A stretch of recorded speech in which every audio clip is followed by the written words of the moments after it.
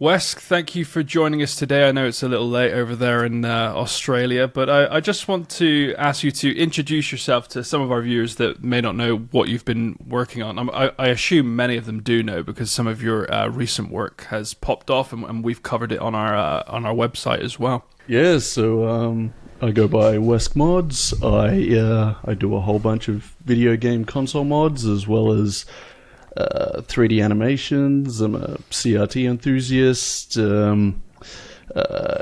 Before I did all this, I did a little bit of modding for video games, which is sort of what broke me into the 3D modeling side of console mods. Before then, it was just a lot of PC mods. I was very much into PC modding and building small systems into PlayStation 3s, Xbox shells, things like that. All in all, it's kind of the same thing, just cramming them into smaller and smaller shells, and it gets a little bit boring, so you got to sort of stretch your legs and try something new. Lots of snipping and snapping then, is there? Yeah, a Dremel. Dremel is the best tool ever made.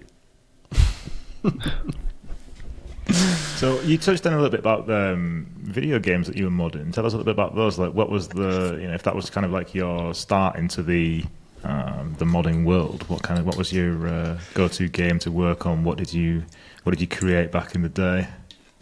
Yeah, so I was a big player of a game called Depth, which is a asymmetric sharks versus divers game. It was made by a New Zealand studio. Wasn't overly popular, but it had a pretty tight-knit community, and they ended up opening up a workshop for it. And after an amount of time, they were actually introducing some of the mods that people were making into the game, and through loot crates, and it seemed like a decent little way of making a little bit of extra cash. And so I was like, well, let's see what I can make. Whereas pretty much everybody else was making just texture skin mods. I was like, well, let's see if I can actually make models and animate these things and make something that's really cool. And I think it took me about 3 months of pulling my hair out, trying to figure out how it all worked, working with Unreal Engine 3 and learning modeling and rigging and stuff like that, and finally sort of cracked the code, and just sort of blew up from there. The first one that I did got introduced to the game, and from then on I just kind of got better at the craft and figured out how it all worked, and got a whole bunch of stuff actually introduced into the game officially through loot crates, which I made a nice little penny out of over a few years. I think it was just a little over $10,000 worth of that's money. More than a pretty penny. That's got.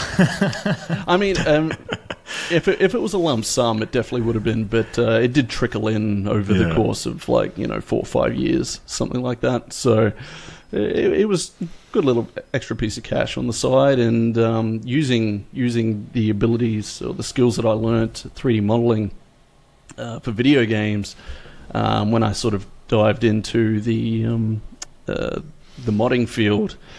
I used what I'd learnt to create shells and things like that. It wasn't really the right way to do it, because building models for games and building models for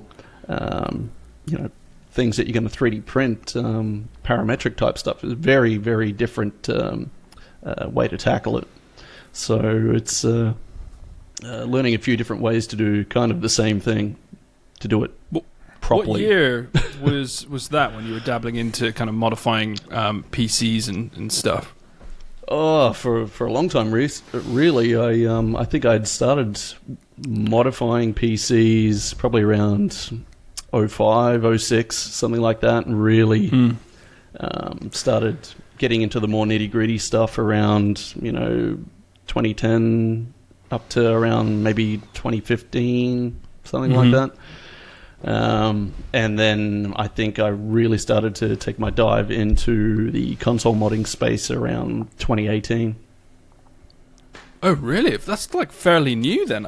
I don't know why. I just can imagine because you're so good at what you do, and obviously there's no path to follow when you're modding these consoles, and there's probably no path modding PCs back in the day into those tiny shells. So just from experience, I just thought you would have been doing that for so much longer. talented indeed. It sounds like he's a natural in the field.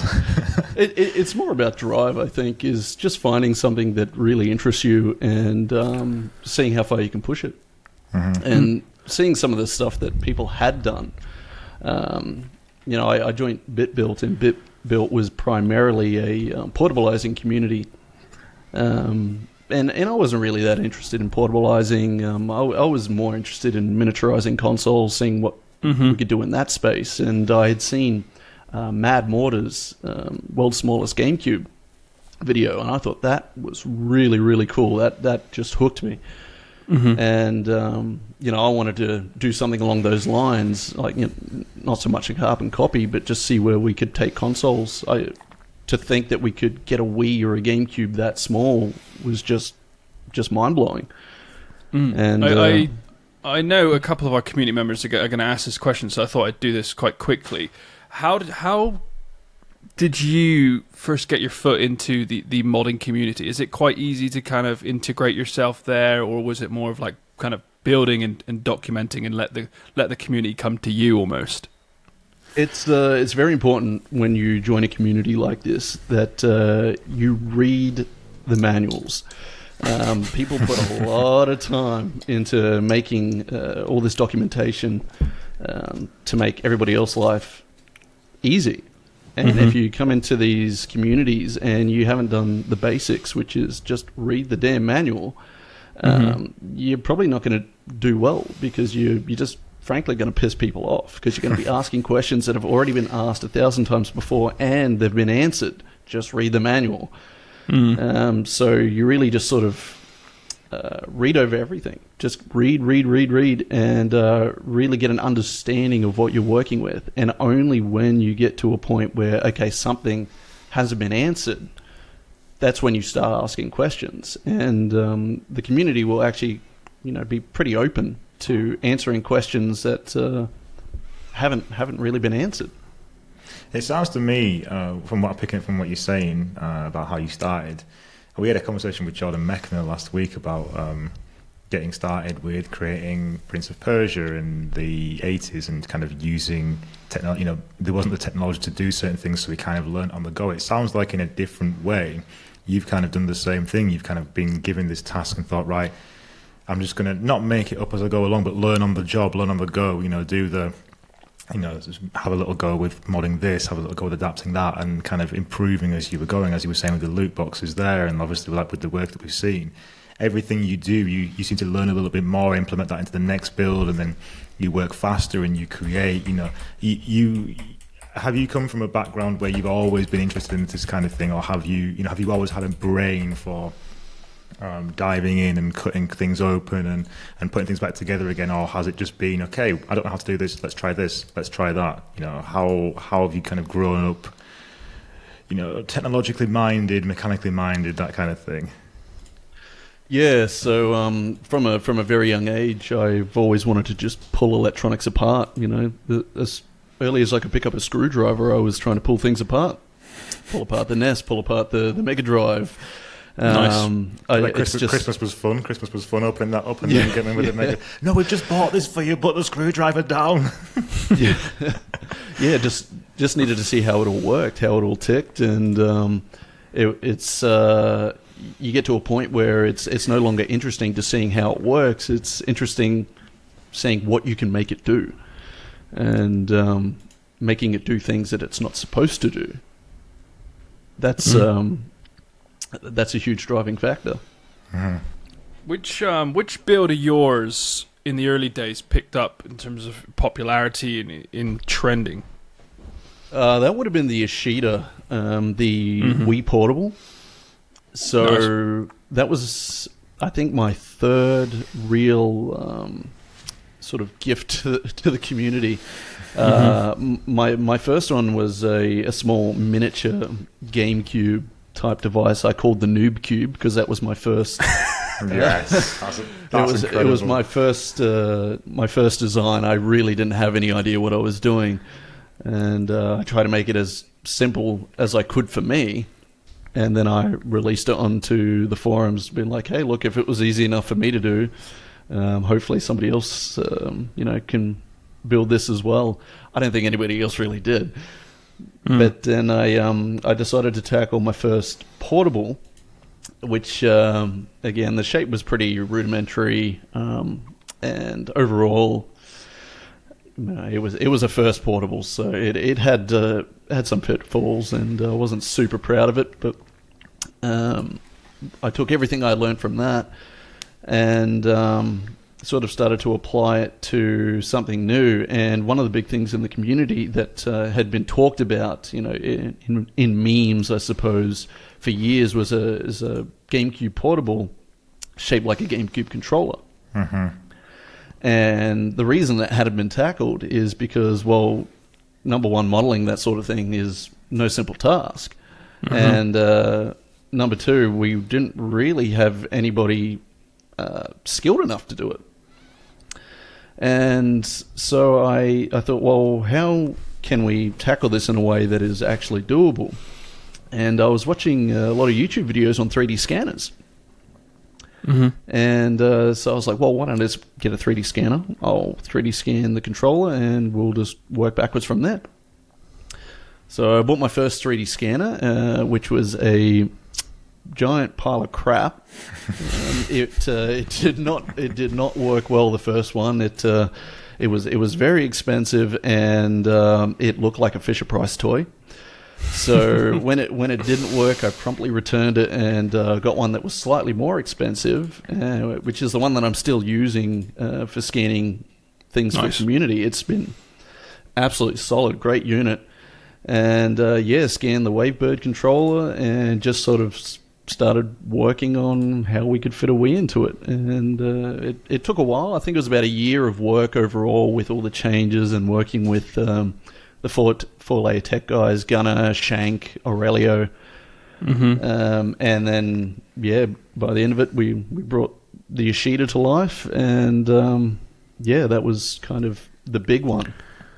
I remember we covered this on the website a couple of years ago. I think we wrote about this back in November 2022, and at the time and ever since, I've kind of wondered, like, how you prepare for... One of the things I always like to know is when we're talking to people like yourself is how you prepare for a project like this, because is it something that you just kind of, you sit down and you do a bit one day, a bit the next, and kind of create as you go along, or do you sit down with a blueprint almost and plan everything out so that when you get to the table, you're like, right, I know on day 46 this chip is going there. I know on day 82 I'm making this. How, I guess, just for the community and for me, because I'm interested, like, how does your mind work when it comes to planning and executing a project like this? It's an uphill battle. It's you've got an idea in mind how you want it to end like. You don't know the steps along the way. You don't know what sort of issues you're going to run into. And the process is so iterative where you'll feel like, okay, this is the final version. And then you end up making 7 more versions because you find issues here or there. You have to adjust for fitment. Somebody comes up with an idea that you're like, yeah, I'm going to have to implement that.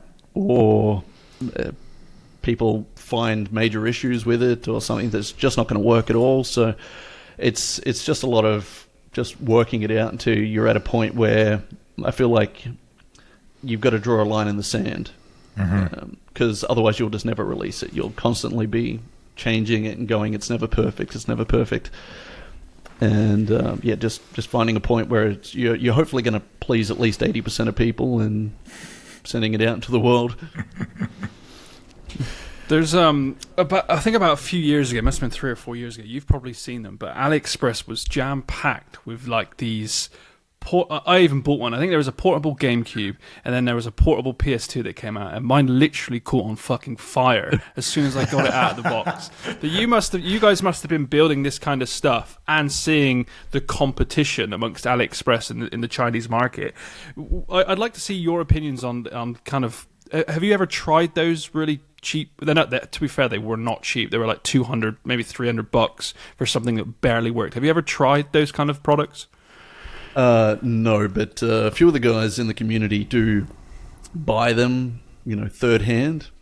Some people buy it from AliExpress. It's a giant pile of shit that, just doesn't work, and then they'll want to sell it on.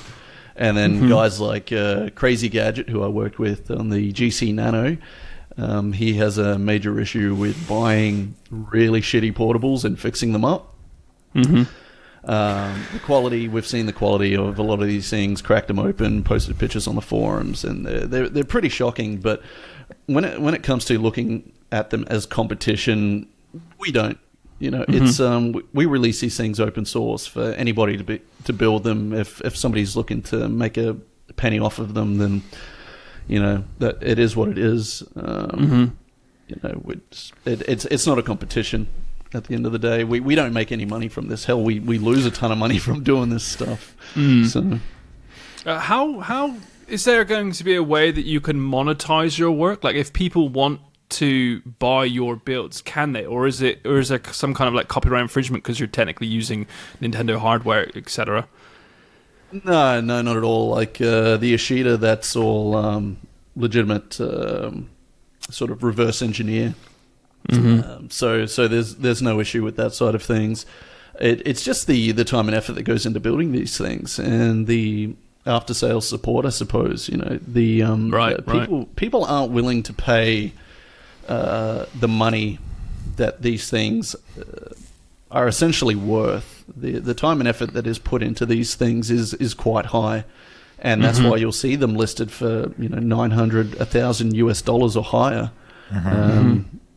Because it just takes a long time, and for myself, I don't do commissions. I barely have enough time to build the things that I want to build, let alone building them for other people and selling them. I've got family, work, other hobbies. There's just no time. But there are people in the community that do commissions. If you're looking for this sort of thing. One thing I want to ask you as well is because obviously I want to go into the GameCube Nano in a minute, but I want to kind of touch on this point first before we move into that. I've watched a lot of your videos, over the course of being with Retro Dodo and over the last 48 hours as well.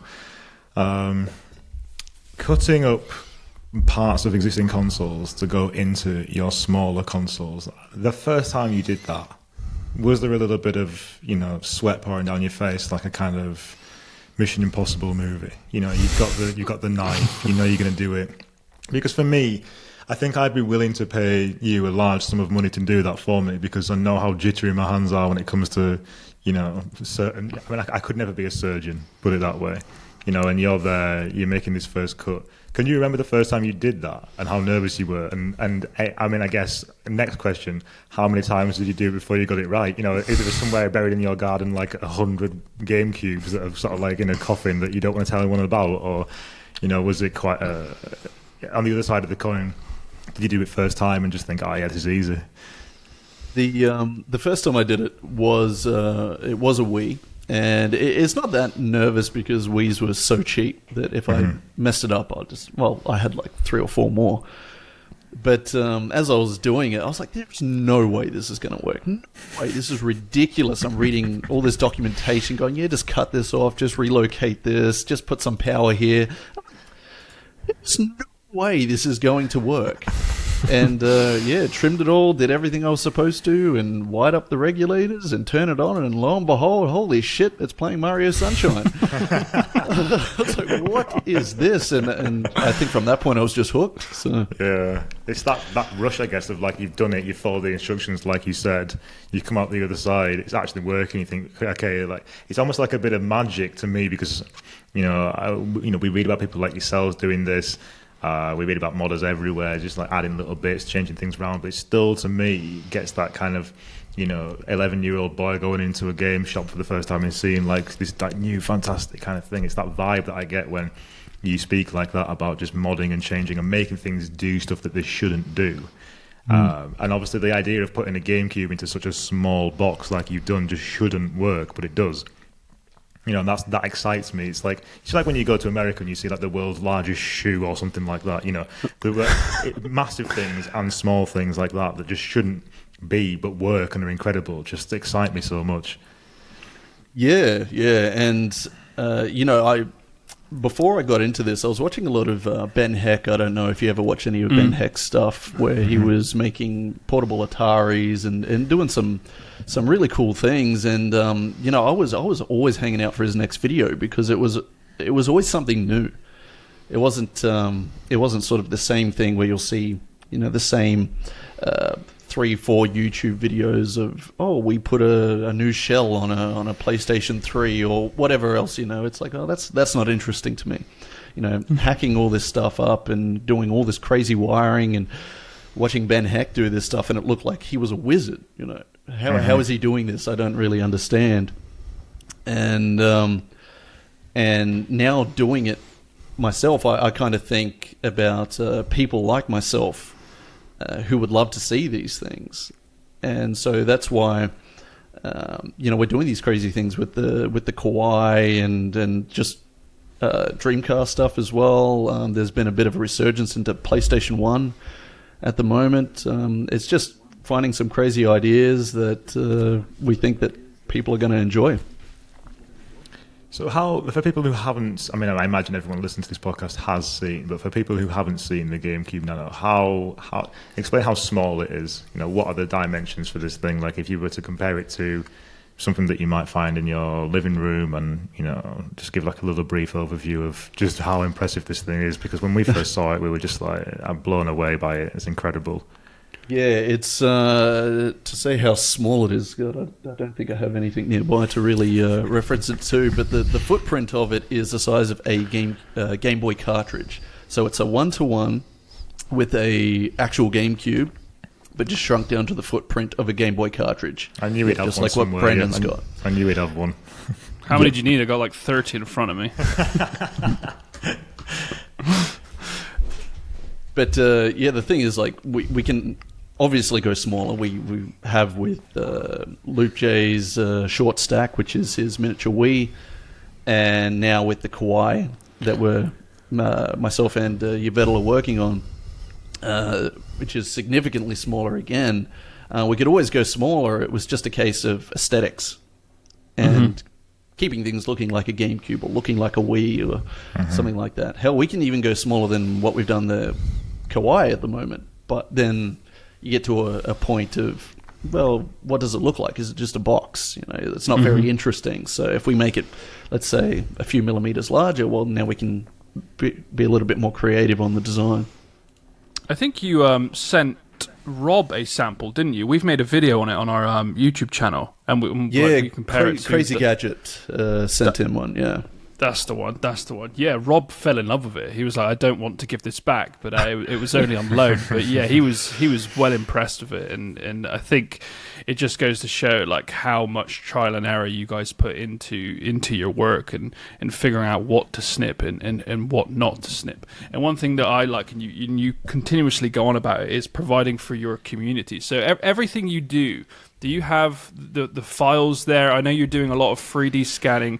I guess, what is the purpose of you giving all of this back to the community? Open source, I use so much free stuff online. So much. And I'm thankful for all the open source stuff I can use. And people make some awesome tools. They're putting all their time and effort and not taking any money for it. And it's just, I suppose, my way to give back. Where at least I know at the end of the day that I've given as much as I've taken. I hope so anyway. And it's kind of a case as well where one of the other reasons I got the 3D scanner is if you were to buy a 3D printer, the 3D printer really helps nobody but yourself. But you buy one 3D scanner and you can help everyone.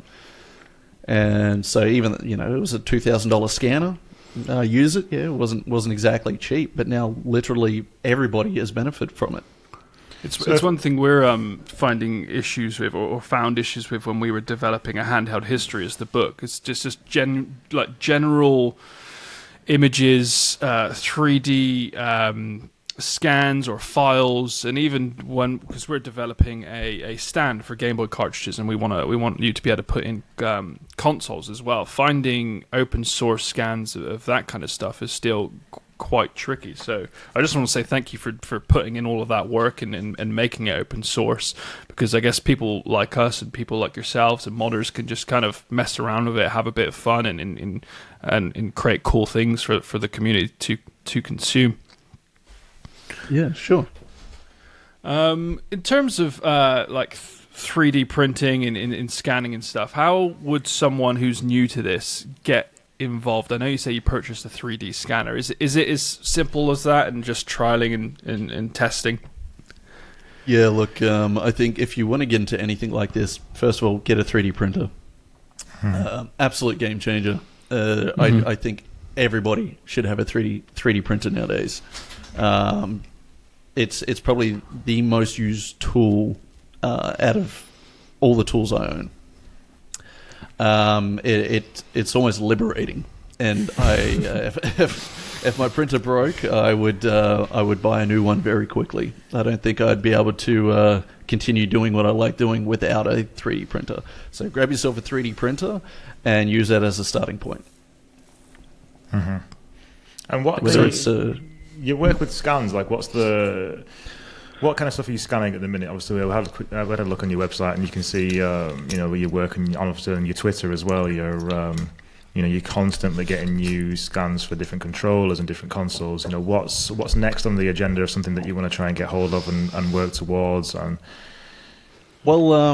I think at this point it's pretty much just what the community's after. So I started up a Ko-fi or a coffee, whatever you call it, for people to donate and request for things that they'd like to see scanned, because I'd say for the first 50 odd items that I scanned, they were just things that I had or that I was purchasing, and I sort of got to a point where I'm like, well, I kind of scanned all the things that I would like to see, and a lot of the stuff I scan is sacrificial as well, because in order to get the highest quality scan, I have to paint them, and after they're painted, I rarely ever, I might clear coat it or something and reuse it.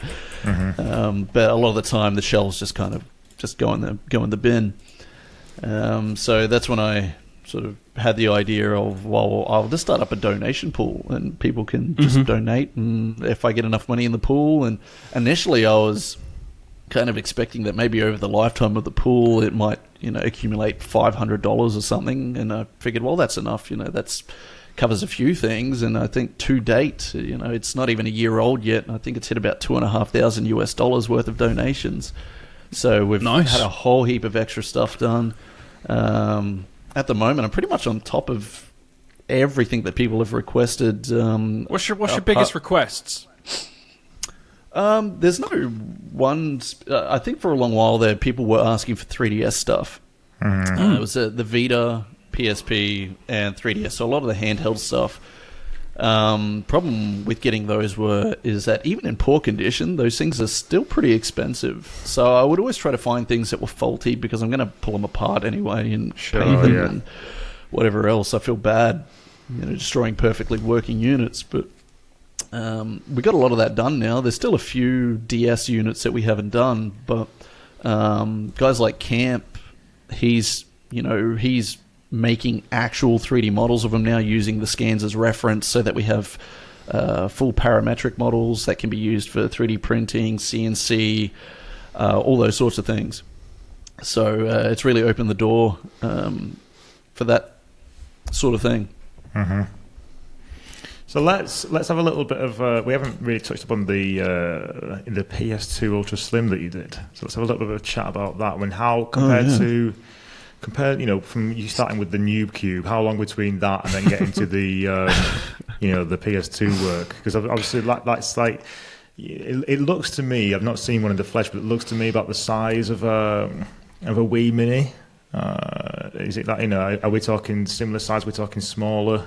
It's smaller. So the PS2 Ultra Slim, which was originally called the Super Slim, but then I found out that some later models of the PS2 Slim, they nicknamed the Super Slim, so I changed the name. But that was straight off 3D scanning a PlayStation 2 Slim. And that particular PlayStation 2, I was going to be reusing the motherboard for a portable PlayStation 2. And only once sort of pulling it all apart and after 3D scanning the shell, I realized that, hey, this could be made quite small, really, really simply. So I remade the shell from scratch, essentially just nixing the optical drive area. And all it does require is trimming one USB port, rewiring a couple things, and there you go. You got a slim PS2 or an ultra slim PS2. How do you put your games into that? Is it via the USB, I guess? Yeah, SD or network loading. So you do need a jailbroken or a soft modded PS2 in some form in order to load games. But think of it as a PlayStation 2 all digital. I always... Go ahead, Seb. No, I just love how you're just talking about this and just, yeah, it's fine. You snip a few things there, put a few bits there, and, bada bing, bada boom, you got yourself a little, small PS2. I'm just, the way you say it is just like, I'm thinking about it, I'm thinking, oh, right, God, yeah, like, move that there, do this, do that. It's already making me stressed out thinking about having to cut one open and make it in, but for you, it just seems such like a simple process, and I guess that just comes from doing so many of these things again and again and again, and you just get to that point where just totally fine with it. But as you were saying that, like, have you added anything else into the Ultra system? So I know with the GameCube Nano, you added like some extra little bits in there with the ability to get games in via the USB-C cable, like transferring things in as well. Did you think, okay, I played PS2 all my life when I was a child, like I really enjoyed this. There are some things that I wish would have been in that weren't there because of the technology. So have you added those thoughts into the new build that you've created, or was it really just, I want to make this small because it's cool? The PS2 Ultra Slim was a bit of a strange one. I think I did that whole thing in about 2 days. It was very, very off the cuff. I just sort of went, hey, I can make this smaller, I'm going to give it a go. I just looked at things going, oh, don't need that, I'll chop that off, I'll rewire that to make that a power button, I'll do a few other bits and pieces. Like, I don't know, there's no real in-depth sort of analysis I can give you of it, because it all just happens so quickly, and I wasn't expecting it to blow up. It was all made with just parts I had laying around, like the SD card, the micro SD card reader. I was like, well, I got a ton of those little things, I'll just wire that up, and just released it, and all of a sudden, because obviously PS2 has quite a large fan base. I wouldn't say I'm a huge PlayStation 2 fan. I was back during that generation. I was definitely a GameCube, Xbox guy.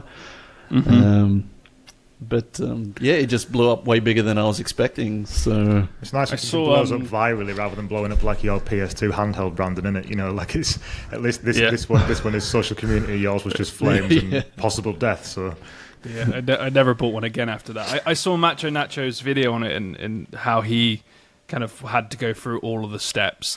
And one thing which I've noticed over probably the last, I'd say 10 years, is that the Game Boy modding scene has got so simple now that average consumers can just maybe pay $100-$200 to get a whole fully blown kit, completely modified their Game Boy to be better than it originally was. Can you see other consoles and handhelds moving towards that over the next 10 years? Because obviously things are just so incredibly tricky to do for a normal consumer now, but as tech and 3D printing develops, could we see something like that happen? I don't know, this is completely out of my niche, but I'd like to see that happen, but I just don't know if that is even possible. I mean, sure, probably not on the same level as you would see like a GC Nano or anything like that. Those are still quite complicated builds all in all, but something simple like making a smaller GameCube by ripping the disk drive out and reshelling it or something, yeah, super basic. That's effectively, I think, like 15 screws you have to remove and put it into a new shell, and off you go. Portables are simple by design, older portables anyway. Right. So I can see why they've gotten to a point where you can just slap a whole heap of things into them and they just kind of go. Because there's one portable I always wanted and someone made it. It was the old McDonald's Game Boy Minis that had, can't remember. I think it might. No, this was years ago. Maybe, sorry, this was Burger King. This is in like the 90s. I haven't got it, but someone put like a Raspberry Pi in there, and it looked semi-easy, had like clicky bad triggers, but That's what I think, or I'd like to see the community move into, almost like a buy this kit to turn this Burger King toy into a fully functioning Raspberry Pi, even though it would cost hundreds of dollars. But if you guys can do it, surely in years to come, there's going to be simplified, almost DIY kits that you could do it for you. Yeah, it's like there was the G-Boy kit. That was probably the major kit to come out of the BitBuilt community. Right. That went gangbusters. But obviously there wasn't enough stock to keep everybody happy. And it is still a complicated build overall. There's still quite a lot of trimming that you have to do. But I think that was the first real foray into a kit that the community ever had. I don't see us doing something like that again. 4-Layer Tech, Weskmods, his store with a couple other guys, they provide a lot of stuff for the community, regulator boards, control boards, audio amps, things like that. I think that's the closest we're going to get from now on. Fair enough. I wanted to save one of your current projects till last, because I know that we spoke about this on Retro Dodo, and it blew up massively. Creating the smallest Wii that we have ever seen. Tell us a little bit about that. Coming up with the name. The idea to create this tiny console to stick on a keychain. Something that you can just have on. I like the idea of just walking around the supermarket and having this console just dangling off your keys, and then just looking at it and thinking, I'm going to play some Super Mario Galaxy when I go home. Like, I'm going to buy some crisps, get a microwavable pizza, and just crack on with that. Just talk to us a little bit about that, and the creation behind it, and working with others to make that dream come true, I guess. Yeah, so that one started a little bit after the GC Nano, and after the GC Nano came out, I went through a little point where I was like, how small can we actually take the Wii? Because basically the smallest trim that we can do is what's been dubbed the Omega. But looking at it, I was like, well, I think we can make it a bit smaller. So I took a dive into it just to see how much more we could trim off and relocate, and I ended up creating something that was a few millimeters smaller each way. I think it was 56 millimeters by 57 millimeters dimensionally, and I dubbed it the FD Omega, as in the Final Destination Omega. Nice. And while I was playing around with that, Yvettle Griffin, who's a good friend of mine in the community, he sort of just threw the idea out, going, hey, would be cool if we put an FD Omega in like some really small build, like a keychain. And he threw he made a quick throw together model and showed me. I was like, hey, that's pretty cool, and why don't we try this? And he did a few other little models, and we sort of mocked them up, and it's pretty cool. And then we didn't really do much with it for a while, because we tend to be working on like 5 different projects at a time. So what'll normally happen is, as you're working on projects, you need a little bit of a distraction every now and then to break the monotony, I suppose. And it was sort of just over the course of about a year, there was just a few little ideas thrown backwards and forwards, like, hey, why don't we try this, or why don't we do this, or how about we don't use this connector, why don't we try this connector? And then probably about a month or two before we actually showed it off to the world, we had sort of got to a point where we're like, yeah, okay, I think we're going to do this. We're pretty happy with the plan and using mag connects and how small we can make it. And it was our first real step into using a CNC shell. Everything we do in the community is practically just plastic 3D printed. CNC is a completely separate side of things, and a lot more expensive overall. And it was just trying to figure out the right way to do things. Building things for CNC is different to building things for 3D printing. There's radiuses and tool sizes and stuff that you have to worry about. Tolerances are different. And we did find someone who was able to machine them. It's considerably cheaper than what the big guys like PCBWay and JLC are able to do them for, because that was another sticking point, is if these shells are going to be prohibitively expensive, nobody's going to make them. Even if you have the skill, because these things are going to be very difficult to make.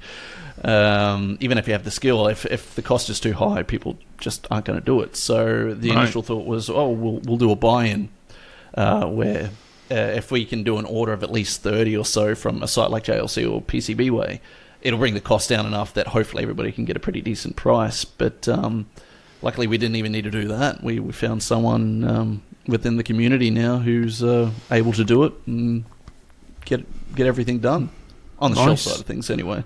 Yeah. How long from idea to sharing with public does a typical project like this take you and your team? I say team, your collaborators. Yeah. I think it's when it's at a point where we're comfortable that it can be done. There's always this point of, is it possible? Is it stupid? Like, is this actually a good idea? Like, realistically, the Kawaii is kind of stupid. What's the point of having a Wii on your key ring that doesn't even work until you plug it in when you get home anyway? You just have your Wii plugged in at home, it's kind of dumb, but it's more of an art piece than anything, and just proof of what you can do. And that's what makes it exciting, though, the fact that, for me, it kind of feels like, remember when we used to open cereal boxes and we'd get, toys that were actually inside the cereal that they have to stop because we might choke on them. You'd get little walkers, little Looney Tunes things coming out, or little Nintendo characters popping out. It feels like that kind of thing. It's so small, it's exciting. You say it's dumb, and then okay, you could have your Switch plugged in at home. And I know when we had the chance to talk to you on the article about the Kawaii when we were writing on Retro Dodo. You said a similar thing, but it is, like you said, it's that excitement factor, it's that cool factor. Yes, a Wii is great when it's plugged in, but we've all had Wiis for years now. We've played Wii Sports until we're blue in the face. We've got tennis elbow. We've smashed TVs with Wiimotes. This is something new, something exciting, and for me it brings, you work with the GameCube Nano, you work with the Kawaii, it's bringing life back to these old consoles that we loved and some of us might have forgotten about, and it's novelty. It's a novelty factor. Anyone, like you said, can go and plug in a controller to a GameCube or plug the game back into their Wii. But this is something completely different and unique, and I think it's got a completely different audience to it. You'll get people who love both, and I just think it's really exciting and just fun. What you do is fun. That's what I like it. You give these things back to the community. You offer them different ways of working on stuff. You give them a unique niche in some respects and fun way of revisiting old consoles, and I think I just hope how much people love what you do. It's really you provide fun for so many people, and that the excitement factor. When I first saw this thing on Twitter, I think I texted Brandon about 8 times, and he never responds to me. He never does. I've known him for years, and I have to speak to his girlfriend if I want to get any answer from him. But this is one of those rare occasions where he actually messaged me back and said, "Yeah, this is sick. Let's talk about this more." So, yeah, cool. Yeah, well, it's it's you're never going to please everyone, which we find out. No matter how much you give time and models and whatever else, people are going to complain. There's people that just complain for the sake of complaining. They're never happy. Or why don't you do this? Or that's stupid. Why don't you do this? And you just got to filter that stuff out and just look at all the people that are like, oh my God, this is so cool.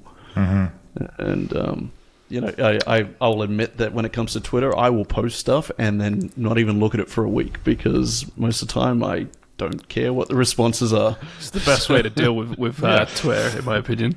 You've got to do these things for yourself first and foremost, and then for the people who do love your work. And we say this all the time. People love to complain. People love to just be keyboard warriors and focus on there's too much negativity in the. I don't want to get too deep, but there's too much negativity in the world anyway. We've got to focus on the positive stuff. And Brandon and I and the majority of the Retro Dodo community love what you do. So keep on doing it and keep exploring and keep coming up with new ideas that make me want to text Brandon and maybe get a response back. So thanks for that. Yeah. Yeah, No no chance. worries. I mean, we've always got stuff in the works. It's just getting to Like a point what? where That was the final question. It's almost like next? he's seen our dabbling? question. It's almost like he knows what's coming up first. All the way through this, I've been like, "Yep, he's just answered that. He's answered that." You don't need us, man. You could have done this yourself and sent it to us.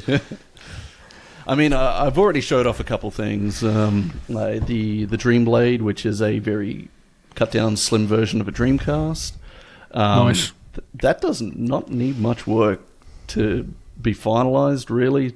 I guess the optical tray is pretty big, isn't it? Yeah, well, it gets rid of all that. So no optical tray at all. And We're talking keychain size?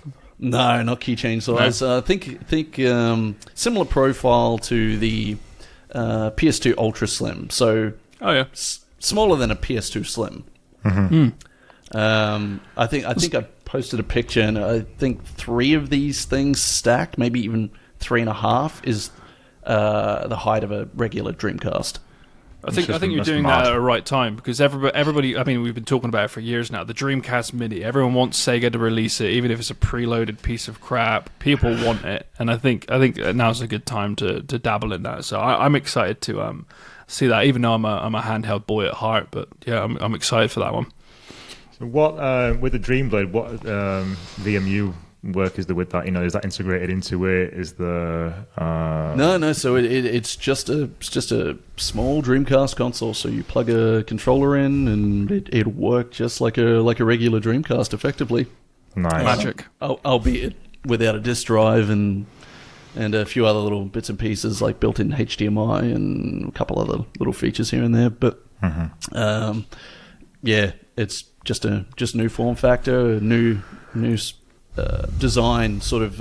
I love the look of the Dreamcast. I actually think that's one of my favorite console shapes. And to slim it down without it looking ugly or taking away from that original design is kind of part of the challenge. And I do like the design process. I freely admit that I suck when it comes to any sort of PCB design. That's really not my forte. That's like guys like Yvettel, super smart. He's an electrical engineer by trade, so he really knows his shit. And I will just kind of go, hey man, can we do this? Why don't we put this on it? It's just feature creep. Nice. And I think he pulls his hair out, because I'll be like, well, why don't we try this? Or why don't we do this? And he won't be too sure about it, and then I'll mock up a render or something and show him, like, oh, it could look like this if you did that, though. And he's like, oh, fine, I'll do it then. Yeah. There's about a year, maybe a year and a half ago, Sega released a wireless charger that looked like a Dreamcast, and it was really, really small, like tiny, maybe a little bit bigger than a Game Boy cartridge, probably a bit bigger than that, actually. So that might be of interest to you. I don't know how it works, but for you to like scan that, because that can be like cut open, and you could probably put something in it. And obviously, it's like an official Dreamcast looking thing. So I thought I'd just bring that to your attention. If I've that helps. 3D scanned an entire Dreamcast console, so that's all. Happy days. There is. So I just take that and reduce it by 90% size, and we go. We got the same thing. It's got to be 3D scanning the moon soon, Brandon. Like, this is it. This is the start of I wish I could. World domination. My scanner struggles with larger things. So. I'm trying to scan a PlayStation 1 at the moment, and it's challenging. I think we could just round it off there. Wesk, I really do appreciate you coming and staying on so late in the evening over in Australia. Where can readers find you? Where's the best place to throw ideas at you? Oh, look, throw ideas at me, probably Discord and Twitter. You'll find me on the BitBuilt Discord, BitBuilt Forum, which I'm a moderator of, but I do not read nearly enough. So Lovely. I appreciate that. Thanks very much for joining us. Yeah, it's been really good to get to know you more and to find out about your work and to share it with the community. So thank you, man. Appreciate it. Too easy, guys.